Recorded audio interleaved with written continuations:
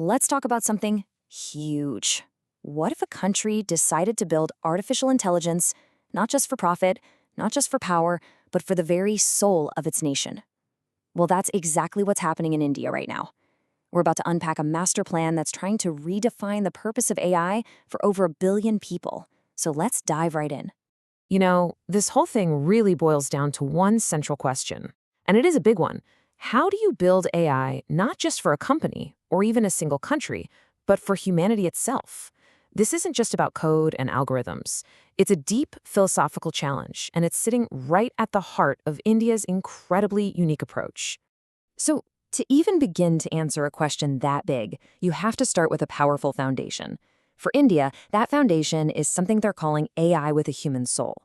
This is the philosophical core, the starting point for everything else. And at the center of that soul is the MANAV Vision. Now, on the surface, it's a pretty standard acronym, right? Moral, accountable, national sovereignty, accessible, and valid. But here's the truly brilliant part. MANAV is also the Hindi word for human. So right there, in the name itself, they've hard-coded their entire AI roadmap into human values. It's not an afterthought, it is literally the core DNA. And believe me, that human-first thinking goes way, way deeper. This isn't some modern corporate buzz phrase. It's an ancient Sanskrit principle, Sarvajan Hitaya, Sarvajan Sukhaya. It translates to welfare for all, happiness for all. This idea is the guiding light for the entire mission, showing that this technological revolution has incredibly deep cultural roots. Okay, so a profound vision is one thing. That's fantastic. But how on earth do you turn that philosophy into a practical blueprint for over 1 billion people? Well, the answer lies in 2 really unique concepts that make up the architecture of this plan: sutras and chakras. The whole strategy is built on what they call the Three Sutras. Now, in Sanskrit, a sutra is like a thread or a principle that weaves big ideas together. First, you've got the People Sutra, which is all about making sure AI is used for human progress and inclusion. Then there's the Planet Sutra, which aligns every innovation with environmental sustainability. And finally, the Progress Sutra, which makes damn sure the economic benefits are shared fairly across all of society.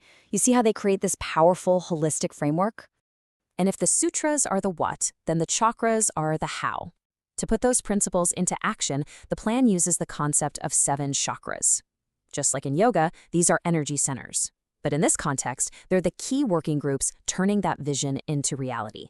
So one chakra is focused on economic growth, another is dedicated to democratizing AI so everyone gets access, others are tackling safety, trust, and upskilling the entire population. This is the engine that actually powers the philosophy. All right, so we've seen the soul, we've seen the blueprint. Now let's get down to the hard-nosed strategy. What is the actual formula that's going to make all of this work on the ground for a population of this scale? The absolute core of the strategy is this concept called sovereign AI. Honestly, you should think of it as India's declaration of technological independence. This isn't just about using AI built somewhere else. It's about building and controlling their own complete ecosystem, from the chips all the way up to the apps.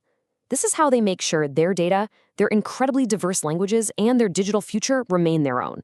And this is the mantra that just captures it all, coming straight from Minister Ashwini Vaishnav. Just 3 words: frugal, sovereign, and scalable. Frugal, because any innovation has to be super cost-effective to work at this scale.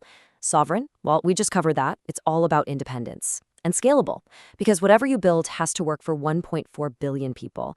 It's a simple but an incredibly powerful and pragmatic formula. And there's a key phrase you'll hear that describes this ambition: the UPI of AI. Now, for anyone who doesn't know, UPI was India's payment system that absolutely revolutionized digital money, making it accessible to literally everyone, from a street vendor to a massive corporation. The goal here is to do the exact same thing for AI, to turn it from a luxury for big tech into a public utility that anyone can plug into. But here's the thing. A mission this big cannot be done in a vacuum. So how is India positioning itself on the world stage to pull this off?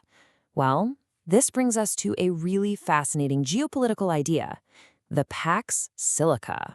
Pax Silica, which basically means Piece of Silicon, is a new US-led alliance designed to secure the global supply chain for semiconductors and AI.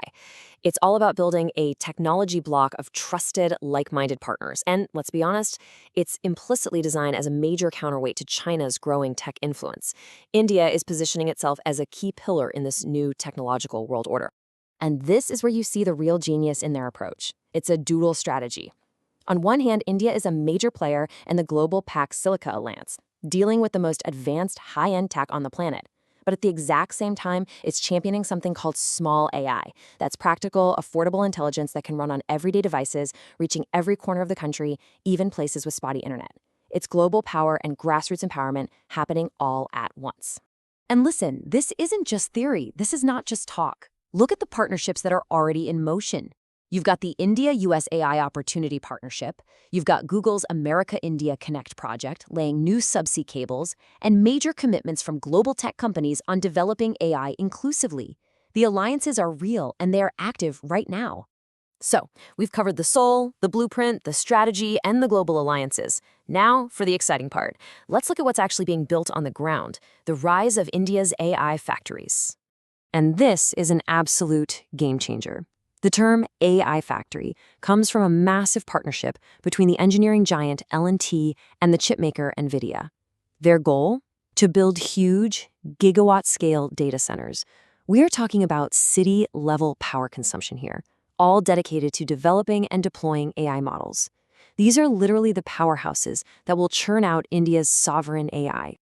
And guess what? The world's biggest AI players are taking notice. The Indian tech giant TCS has launched Hypervault, a new green energy AI data center business.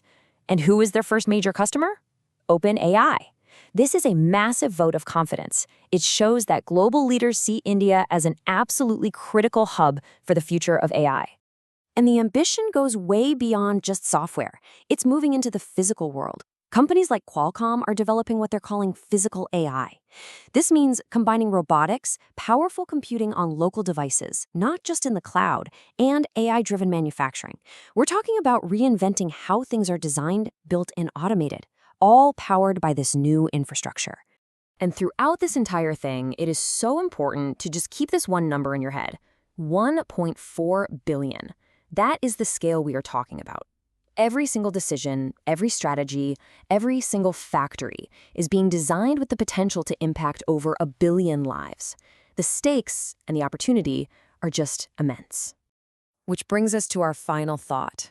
India is charting a truly unique path here. It's trying to build a human-centric AI, an AI with a soul. But in a world of fierce geopolitical competition and massive technological power plays, can a soul and a strategy truly coexist? That, right there, is the multi-trillion-dollar question for the future.